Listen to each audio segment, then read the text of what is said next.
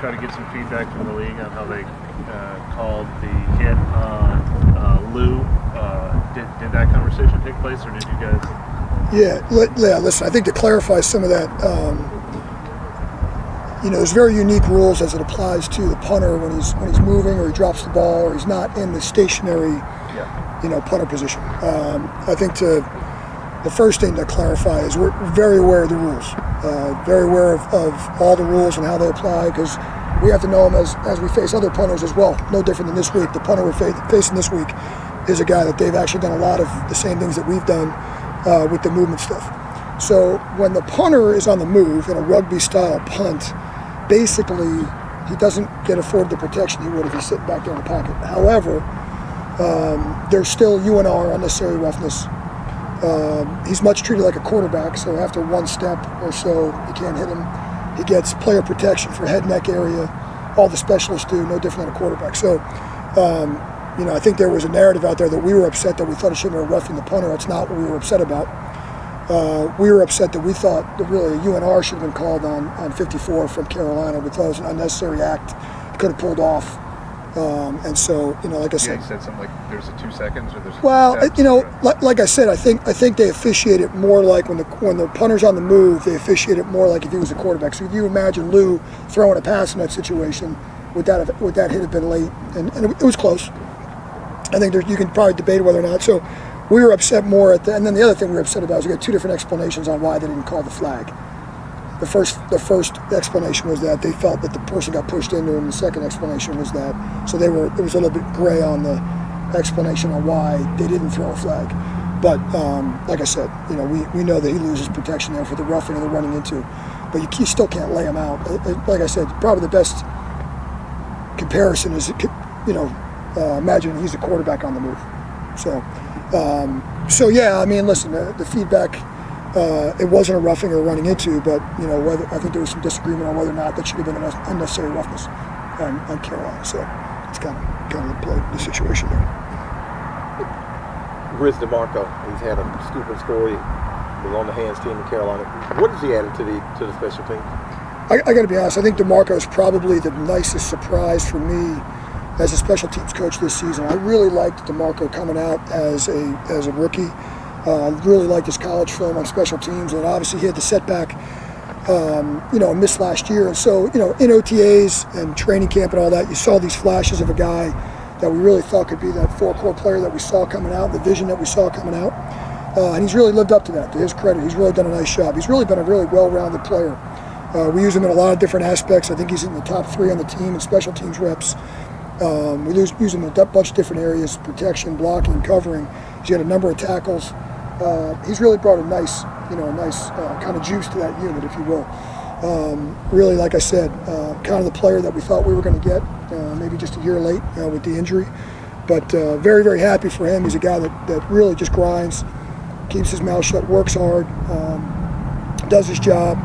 He's been very efficient, and so he's really just become a really well-rounded special teams linebacker.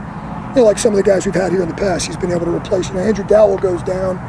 And that was a guy we were concerned about, filling, and he's really filled in a role like that. Craig Robertson, Andrew Dowell, guys that come to mind that we've had in the past. So DeMarco, really, really happy for him. Good things happen to people that work hard. It's good to see Nephi and DeMarco. Both those guys have really kind of been grinding all year on special teams, and both those guys come up with a huge play for us. So that was really nice to see. Okay. What happened on the missed field goal? On the missed field goal, to be honest with you, Nick, I would put that on all 3 guys. I think it wasn't really a clean operation, but those 3 guys, it's something that they're working on constantly. It's a second short field goal we missed. It's funny. It's actually shorter than. It's not funny. It's ironic. It's shorter than a PAT. We had 4 PATs in the game, which are obviously all clean in that last game. But obviously, as we know, I've said this before, we've got to cash in on those short field goals. That's got to be 3 points. We got to walk away there with 3 points. We got to get that figured out. So, listen, it's a work in progress. No different than any new operation. You look throughout the league, and the guys that are in new operations, there's going to be some work that goes into it. Listen, we've had 58 kicks. We've made 51 of them. If you include all the PATs, I mean, the PAT is really a 33-yard field goal. But those field goals that are inside of 50. those are the ones that really, bother you the most. If you miss a 50-plus yard field goal, that's going to happen on occasion.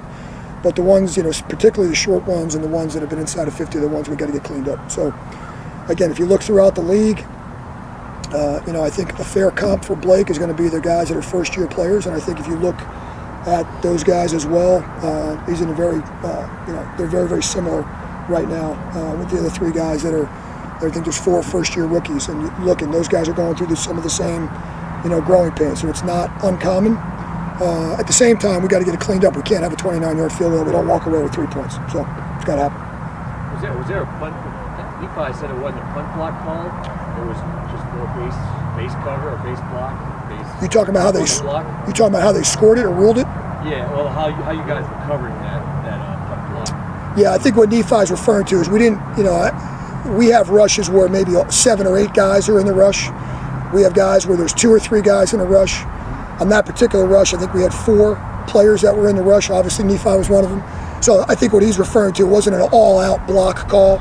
We had a couple of players that were kind of pumping out, playing the fake, if you will. So it wasn't an all-out 8-man or 7-man rush, maybe that you're accustomed to. So I think what Nephi's saying is a lot of times you're seeing block punts throughout the league coming on rushes where there's 7, 6, 7, 8 guys in the rush. That particular guy, there was 4 rushes on the inside. If you notice, we made a little bit of a personnel change there. Had some bigger guys there in the A-gap.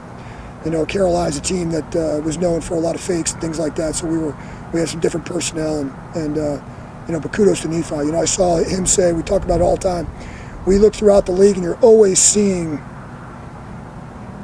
guys come free on rushes maybe that they didn't plan on coming free on. And so we have this mentality of, hey, if I am a rush on this particular play, you got to have the mindset, hey, they're going to turn me loose. And if you watch Nephi come out of the blocks, it's really textbook, great technique. As we know, it got scored as a fumble because the ball hadn't even hit the punter's foot yet. And so really, really great job by him getting out of there, and really, really, obviously it was a huge play in the game. Thank you. You got it. Thank you, Will.